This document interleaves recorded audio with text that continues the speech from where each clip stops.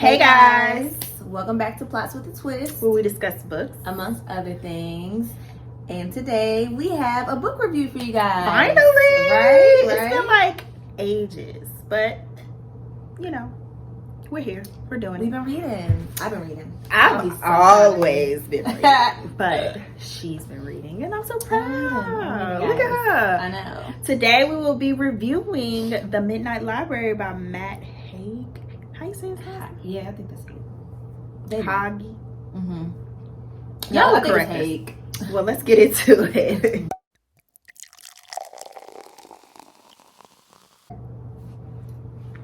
Gotta get that sip in first. All right. So I have to do a synopsis, right? Yes. So, what is it about? Boom. So it's a story that follows this woman, this 35-year-old woman who's really at a breaking point in her life. Nothing is really going right. She's depressed. She's depressed. She's on the outs with her brother. She had a failed engagement. She's on the outs with her best friend. Like, nothing in her life is really, promising for her. And pretty much she decides, I don't think it's a spoiler because it's literally the first chapter, it says it. But pretty much she decides that she no longer wants to live. And so once she makes Trigger warning. So once she makes that decision, she enters basically limbo, which for her is the Midnight Library. And so the Midnight Library just offers different books that gives her a glimpse, I guess. Not really a glimpse, but it's a different life based off different choices she may have made in those different versions of her life. And yeah, so she gets an opportunity to experience maybe if she didn't break up with that person was like, or if she did XYZ. So that's really the gist of the story. And as she goes along, she just kind of learns different things from each perspective. From each different life. So that's really the gist of the story. So, boom. Did I miss anything? No. Okay, good. That's it. All right. So let's get into our thoughts. So what did you like about the book? So, Midnight Library. I felt like the character Nora, I think that's her name, she was pretty relatable in the fact that she's around the same age I am. I'm not 35 yet, but around the same age that I am. And like just one of those points in your life where you're just thinking like, okay, nothing's going right. I'm not where I thought I was going to be at this point in my life. So, she's dealing with that. And I like the idea of... I like the idea, the whole gist of the book, like being able to explore like the different, because I believe in parallel universes and that we all have like, we're all living different lives in different stages somewhere else in the world, in the universe. So that was a nice idea to explore in the book, where she got to live out these different lives. Like, okay, what if she pursued this career, or what if she did this? So that was, I thought that was kind of cool. Like, she got to see like what her life would be like if she basically just took different paths or just made different choices. So we all wish we could do that, right? Like, see, like, what if I would have did this, or I would have went to school for that, or chose to live here, like what my life would have turned out to be. So I thought that's pretty cool. I really like that aspect of it. What'd you like? That's it? I mean, that was the whole book. And then I like that she got to explore like the relationships like with her family, just in each life, like the relationship with her brother. I thought that was very realistic because, your siblings get on your nerves and you have outs with them and stuff. So that was cool to explore. But that was it. Okay. Well, I too like most of the things you mentioned. So I do like, yes, I agree. She is very relatable. Really, just kind of judging herself a lot more harshly maybe than some other people, and maybe not. Which is a reality for everybody. We are our own worst critics. So yeah, I just think in that aspect we all can kind of relate to her in that way. But I liked the magical realism I like the little magical realism in the book. So the element of this limbo and just having your own version of limbo and having an opportunity to see a glimpse of a different life. And I forgot that if basically a caveat to her glimpsing or experiencing these different lives, if she discovers or decides that life is ideal for her, she can choose to live that life going forward.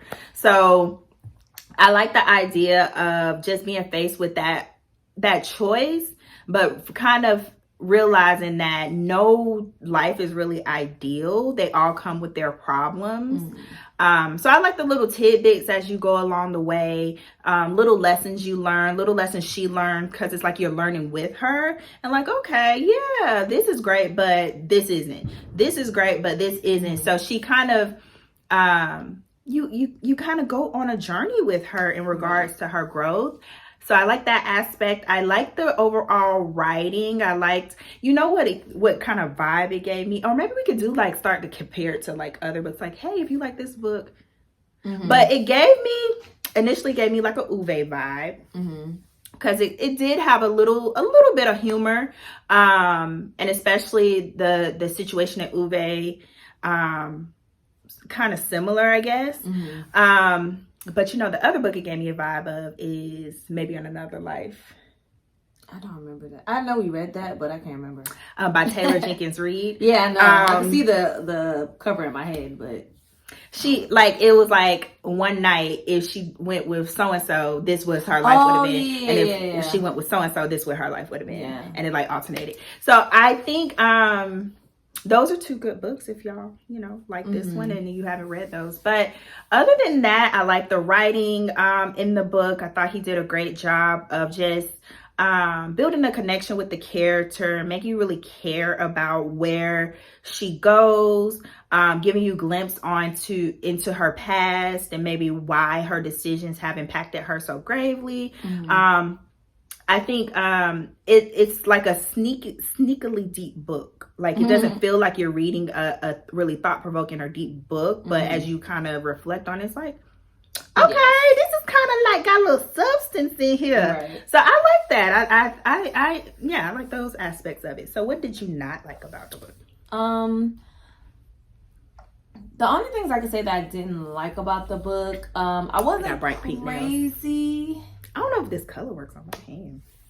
I wasn't crazy about the ending, how it ended. But the ending was very realistic. Not a spoiler. I'm not gonna spoil it, but no, not that it was real. As realistic as it could be in a world where you can travel into different lives, I guess. And but it was also like a little predictable to me. And the only other thing that I didn't like was I felt like it took Nora, and this is me being judgmental, but it took Nora a little too long to figure out that every life is going to have its problems. Like, girl, like, it's always going to be something that you're not going to like. So I don't know why you thought this life was going to be perfect. I don't know. To me, it's just like, duh. But that's just me being outside looking in, not going through what she's going through. So, but that's the only thing I didn't like. Everything else I thoroughly enjoyed. Okay, so I don't know, because I feel like it's not a lengthy book at all. So I feel like she reached a point she needed to reach in the time. I don't know. Maybe because I was listening to it on audio. I will say it did not drag as much as maybe some other books, because you did, even in the variations of the different lives, and you feel like she may have learned her lesson. It was still something different offered, and it didn't go on too long. But let me see. What did I like? I don't know. I actually enjoyed it. I was gonna say it wasn't much like I felt. I'll agree. I feel like it's a bit predictable, but I don't know if that's the point. Because a lot of times it's not about the ending, it's about the journey. Right. So I don't know. I actually really enjoyed it, so I can't really say, unless I'm like being really nitpicky. The librarian a little bit was annoying a little bit, but I feel like that's the point. Yeah, so I don't know. I forgot about her low key. I feel like significant, maybe I feel some like. characters were a little annoying, but they were different versions in different lives. So you really can't say that character is just that life circumstances made them. Right. So I don't know. I thought I liked it. I enjoyed it too. So how many stars did you give the book? I give it a 4. Okay, I said 3.5, but now hearing my thoughts aloud, I'll say a 4. It was a good read. I enjoyed it. I was gonna say, you the harsh one this time. I know, right? But no, I enjoyed it. I don't know. I was expecting a little more. Really? I didn't have any expectations because I literally did not know what it was about. Okay. So I don't think I did either, but I don't know. I just knew it was a but people were saying that it was so good, that it was really good. So I think that's why I expected, like, it was though. Oh. it was good, but it wasn't giving what it was supposed to give in your opinion. Okay. Yeah. I can see that because it was. We read other books about parallel universes that I feel like were a little more deep or whatever. But like you said, it might just be deep the without ending, and you kind of want something grander. Yeah, that might be it because of the journey. But I don't know. I gave it a 4 comfortably. I can give it a 4 comfortably now. Now, okay. Now, yeah, I had first said 3.5. So would you recommend? That's the one you say. Oh, I give this book a 5, but I wouldn't recommend it. Or maybe that's me.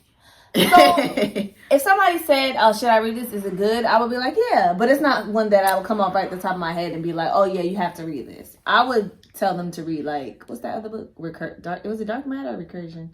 Both kind of have. Yeah, I would probably read one of those. Suggest one of those. But that's more sci-fi. This is more fantasy. Right. You said this is more fantasy? Yeah, a little bit.